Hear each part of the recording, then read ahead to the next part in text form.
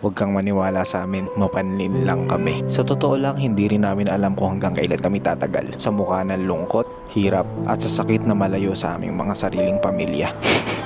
Mukha raw kaming yumabang. Siguro kapag naging isa kayo sa amin, maiintindihan nyo rin na hindi kami nagmamalaki. Ang dugo at pawis ang sinakripisyo sa walang humpay na pagtatrabaho dito sa malayo. Maniwala ka, saksi ang langit. Mukha raw kaming madamot.